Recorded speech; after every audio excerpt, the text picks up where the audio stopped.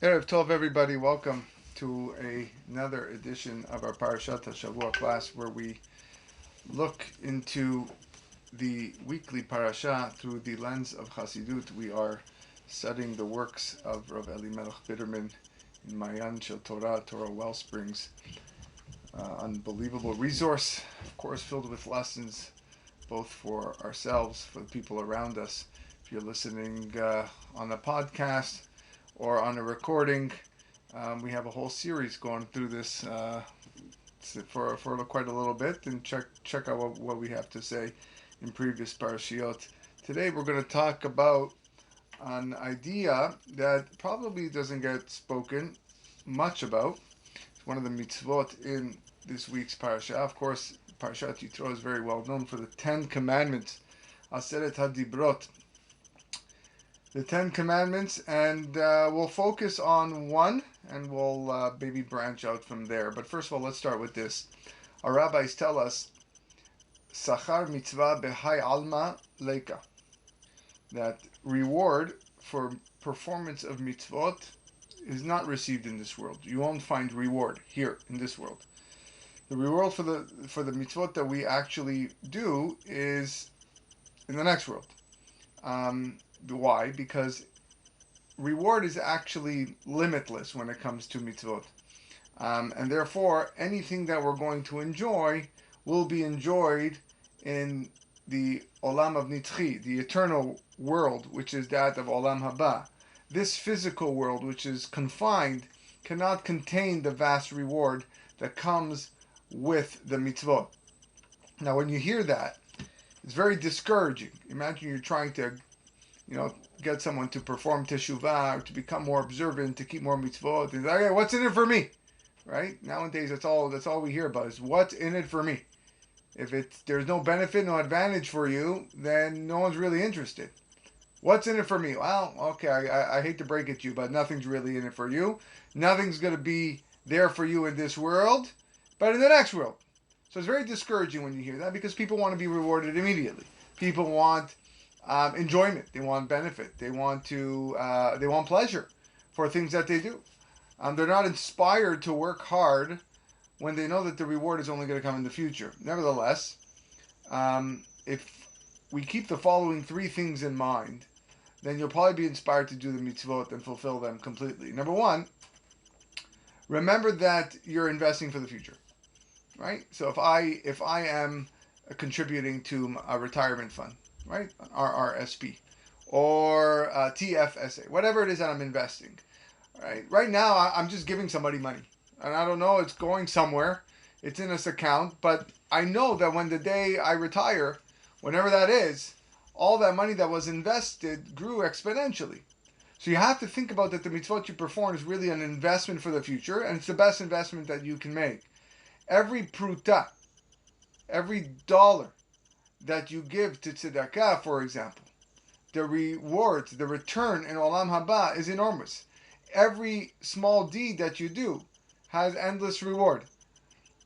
So that's the first thing a person should think about if he was to feel discouraged that I'm not getting the immediate pleasure and reward right now. It's not about for right now, it's about what's going to be later on. It's the investment that you make now for the large returns later on. Number two, within the Torah and mitzvot that you perform, you can also experience an innate pure joy. In fact, Chachamim tell us that it's not just any happiness, it's a joy that was experienced by Adam and Chava in Gan Eden prior to the sin of the Eitz Hadat. The pleasures of the world to come, that's what it feels like. We don't really know what it is, because we're not there, and we're living in the world that is after the sin of Adam Harishon. But nevertheless, you don't have, if you really put your mind to it, and the investment idea isn't really for you, you could actually say to yourself, yes, right now in the present, I feel good for what I'm doing.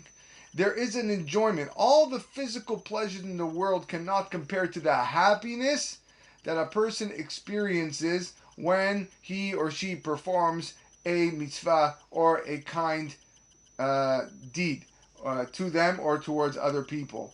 There was once two brothers, beautiful mashal. They worked together composing music, and their compositions were gold. They were unbelievable, and their music was sold across the globe.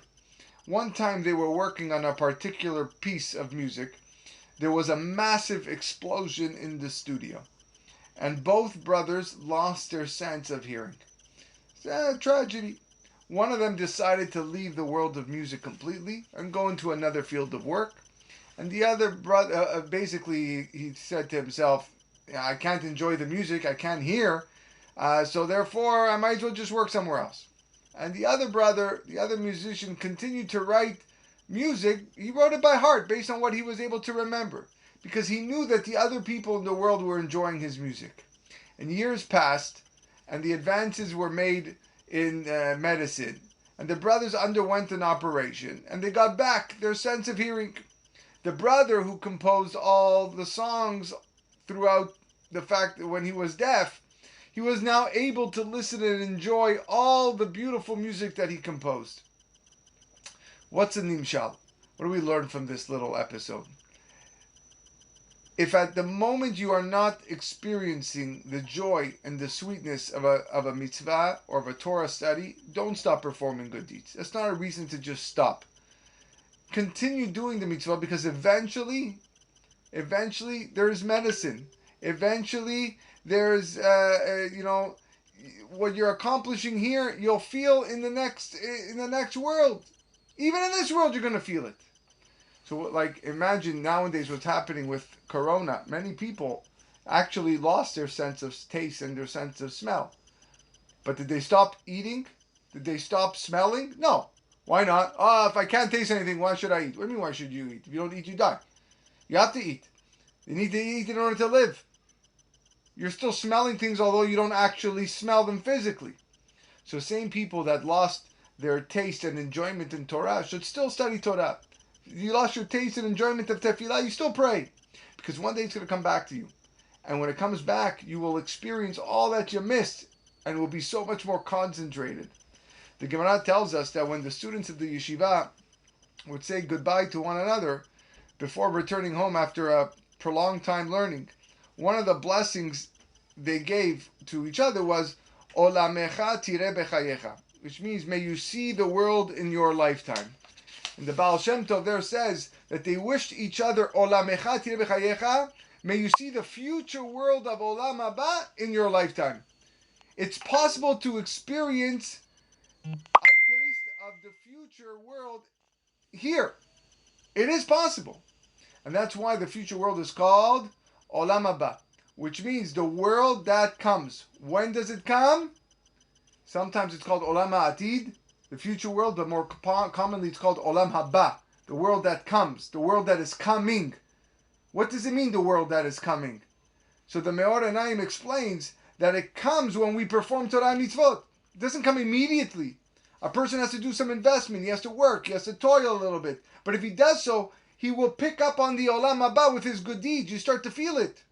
The future of the world is the Olam Haba, the world that comes. This means that it comes when a person serves HaKadosh Baruch Hu. That's why the Jewish people said, Na'aseh v'nishma. On Matan Torah, this week's parasha is Matan Torah. Na'aseh v'nishma. We will do Hashem's service. We will toil. And then, Nishma, we will come to enjoy the world's pleasure. Because when a person speaks of Torah and joy, then all the love, fear, the pleasure will come automatically. But first has to be toiling in Avodat Hashem, and then he will experience in his Torah mitzvot the taste of Olam Haba. And the third thing to remember, don't feel discouraged when you hear that you will receive reward for your good deeds only in Olam Haba, because believe it or not, there are actually certain mitzvot that you could do here and you get reward immediately. There are exceptions, and many of the exceptions are stated in a Mishnah that many of us recite every morning. Elu devarim she'adam ochel perotehem ba'olam hazeh ve'akeren kayemet lo le'olam haba. These are the things, these are the mitzvot that a person can eat the fruits here in this world, and the primary reward is reserved in Olam Haba. And some of the items that are listed in that Mishnah are kibud av va'em. This is what we're going to talk about today. Honoring parents, gemilut chasadim, bikur cholim, visiting the sick, Havat shalom ben adam lachavero, benish leishto, maintaining peace between your friends and your wife. All these things. v'talmud Torah keneged kulam. And of course, learning Torah is greater than all of them. So I want to focus tonight on one of these mitzvot, because like we said, you can actually get reward now without having to wait in Olam Haba. It's one of the things. So kibud av va'em, the mitzvah, of course, one of the Aseret HaDibrot, the fifth of 10, number 5 of 10, is respecting and honoring one's parents. The reward is very clear. Kaberet avicha ve'et imecha, honor your father and your mother. Leman yarichun yamecha. The Torah tells us that you will live a long life. Wow, great reward, long life for respecting your parents.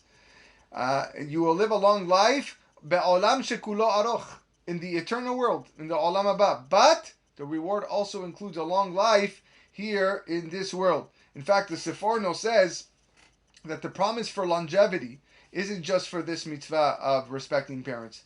The words of the pasuk leman yarichun yamecha ala adama she'Hashem lecha noten lach is written at the bottom of the first tablets.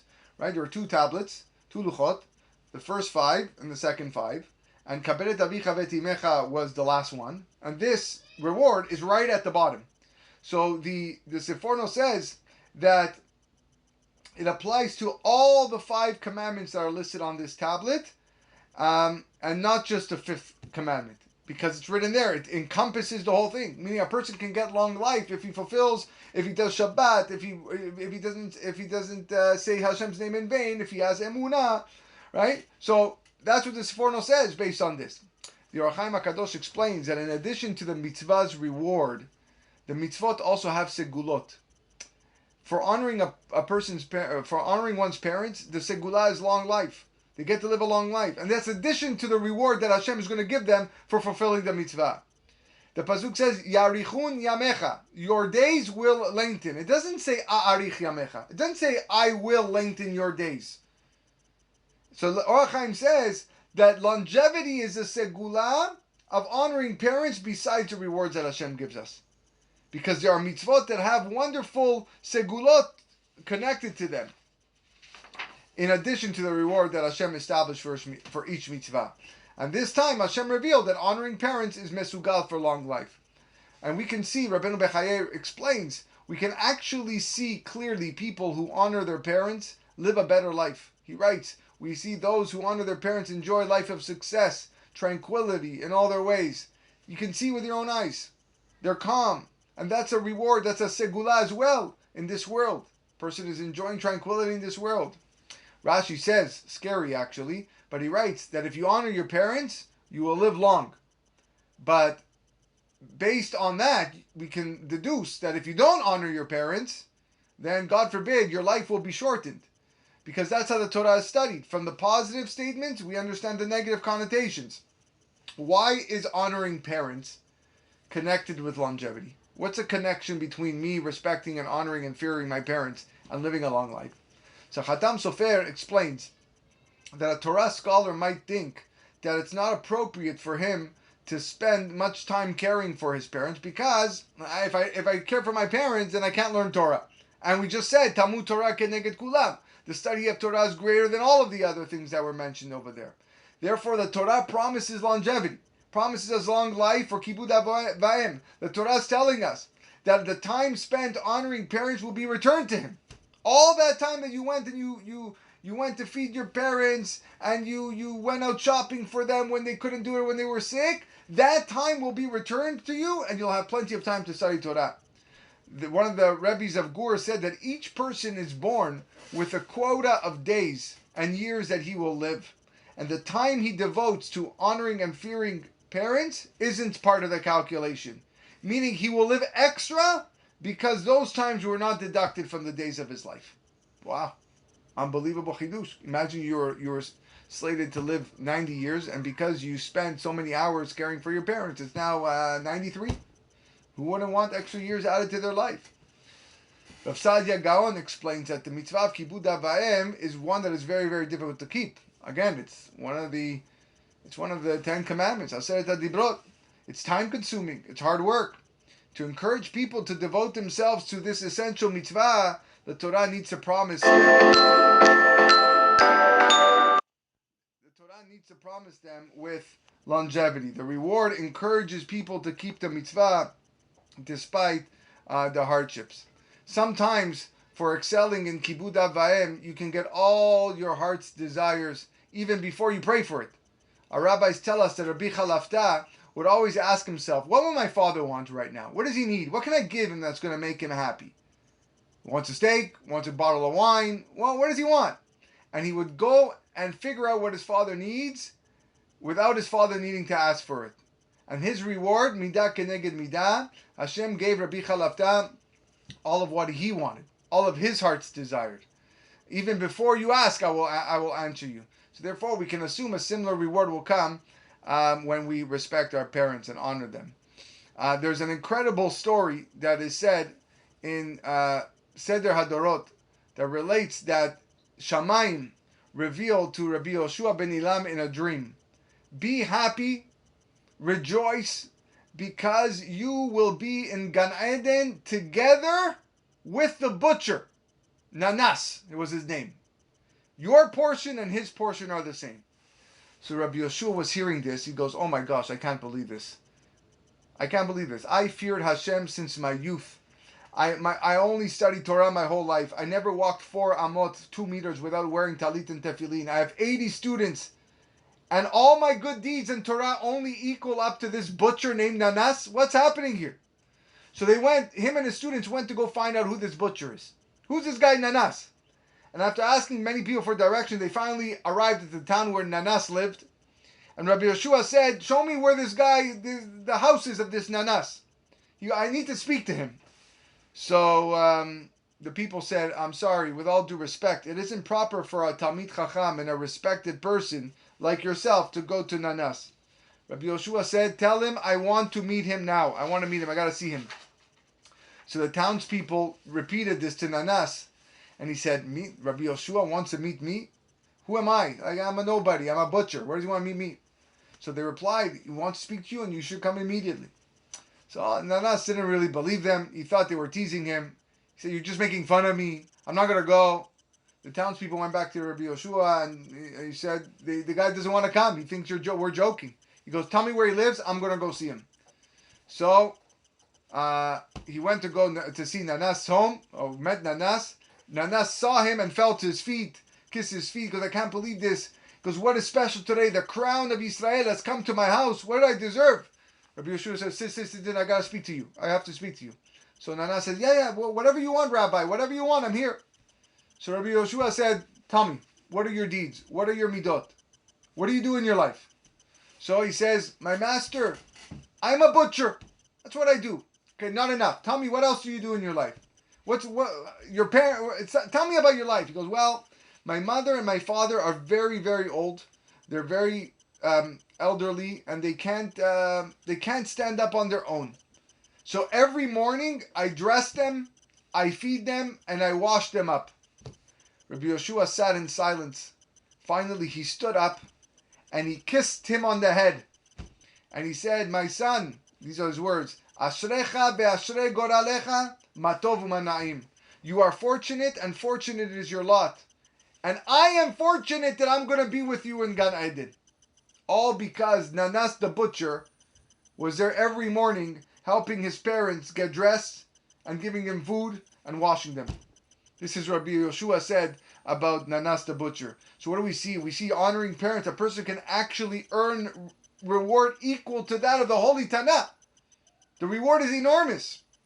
There was once a Rabbi Moshe Turk, who prayed every morning with the Chazon Ish, and he considered it a zechut to receive a good morning from the Chazon Ish. After Shachrit, he would go off to teach in the yeshiva that he taught, and one day he brought his whole class of students to Bnei Brak to pray Shachrit with the Chazon Ish. After Shachrit, one of the students wanted to ask a question from his Rebbe, but Rav Moshe said, no, we can't speak here. The Chazon Ish is here. You can't speak. We have to be quiet. So the class passed by the Chazon Ish. They all got their brachot. And when the child who had the question walked by the Chazon Ish asked him, what did you want to ask? I noticed you wanted to ask your rabbi something.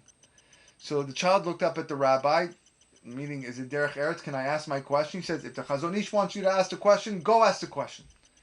So he said the following: how did the Chazon Ish become the Chazon Ish? Obviously referring to him in third person. How did you become the Chazon Ish?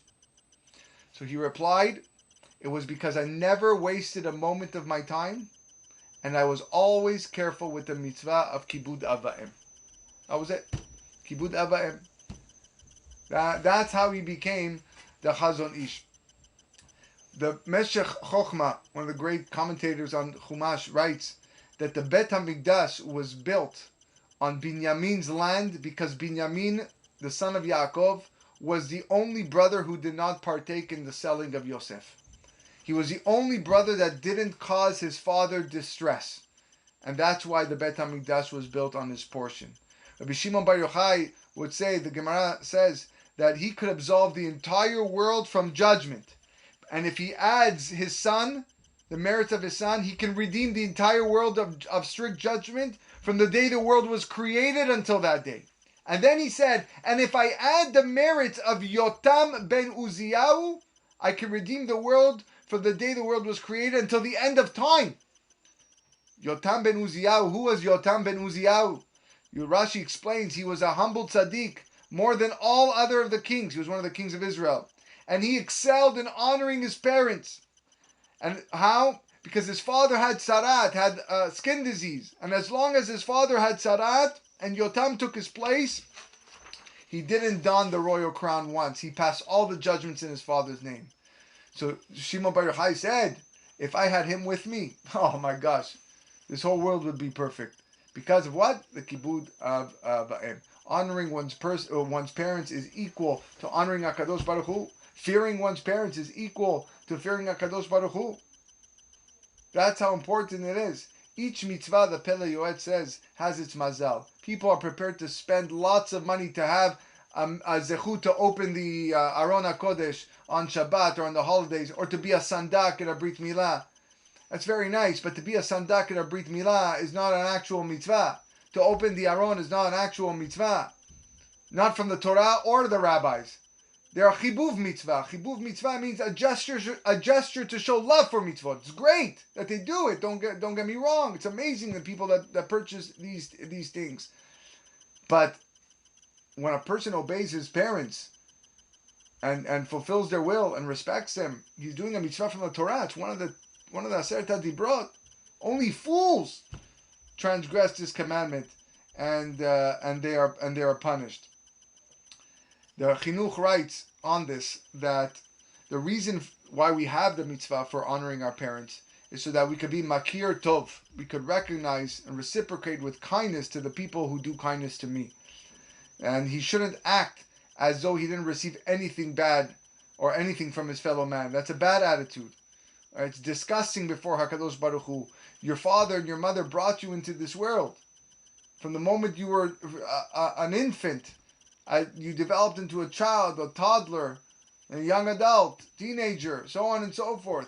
They toiled and they raised you, and you always have to remember this and truly honor them every way possible. And Hakarat HaTov is in fact the foundation of Avodat Hashem. The Ten Commandments begins with Anochi Hashem Elokecha. I am Hashem your God, Asher Hotzeticha Me'eretz Mitzrayim, who took you out of Mitzrayim from the house of slavery. The Pasuk is telling us to accept God's reign because God freed us from Egypt. It's recognizing the good. When the Jewish people stood in last week's parasha on Yam Suf, on the shore, helpless, scared, they didn't know what was going to happen. Hashem saved them, splitting of the sea. But the Jews had weapons. They came out of Mitzrayim vachamushim. So everyone asks, why not fight the Egyptians? We know they had weapons because they fought Amalek right after that. So why not fight the Egyptians? They're right there. Let's go fight. God's going to protect us. You know the Khatam Sofer answers? Since the Jews lived in the land of the Egyptians, they lived in Egypt, it's not right to raise weapons against the people who hosted you. That's not Hakarat HaTov. That's not showing gratitude. So from here we see the importance and necessity of showing Hakarat HaTov. The Egyptians enslaved Bnei Israel. They embittered their lives with hard work, 210 years of slavery. They deserved Hakarat HaTov? Yeah, they deserved Hakarat HaTov. We lived in your land and therefore we're not going to raise our weapons against you. And that's the Rashi in this week's parasha. In fact, the first, Vayishma Yitro. What did Yitro hear? Mashemua Shama. So, Uva, that made him king. What did Yitro hear that made him come and join the Jewish nation?